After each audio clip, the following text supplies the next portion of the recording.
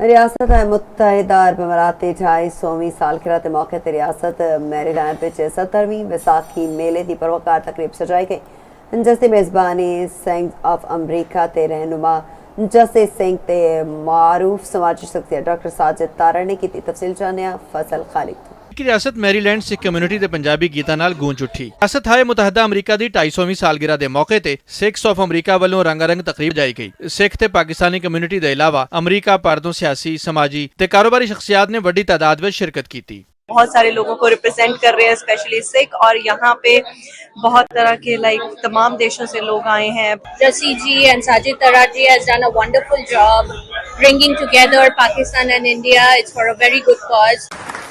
तकरीब विच पाकिस्तान के सूबाई वजीर बराए अखिलती उमूर सरदार रमेश सिंह अरोड़ा ने खसूसी शिरकत की थी, जिन्होंने बैनुल मज़ाहिब हमाहंगी, अकलियतां दे हुकूक ते आलमी भाईचारे दे फिरोग उत्ते खसूसी एजाज नाल नवाजिया गया।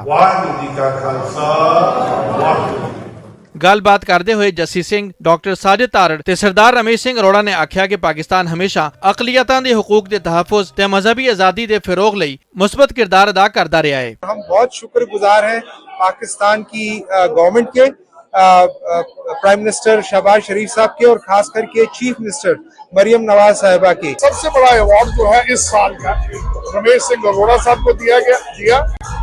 उन्होंने रिकॉग्नाइज किया कि किस तरीके से वो माइनॉरिटीज को पाकिस्तान में रिप्रेजेंट कर रहे हैं। पाकिस्तान के अंदर सिख विरसा महफूज है, पाकिस्तान के अंदर सिख की इज्जत है और पाकिस्तान सिखों का पहला घर है। तकरीब विच मारूफ गुलकारा पूजा ने अपनी पंजाबी मौसीकी नाल हाज़रीन ने महफिल नूं भंगड़ा पाउण ते मजबूर कर दिता। सिख्स ऑफ अमरीका दा आखना है पाकिस्तान ते सिख बरादरी एक प्लेटफॉर्म उत्ते खलोते ने। फजल खालिक, चौपाल, वाशिंगटन।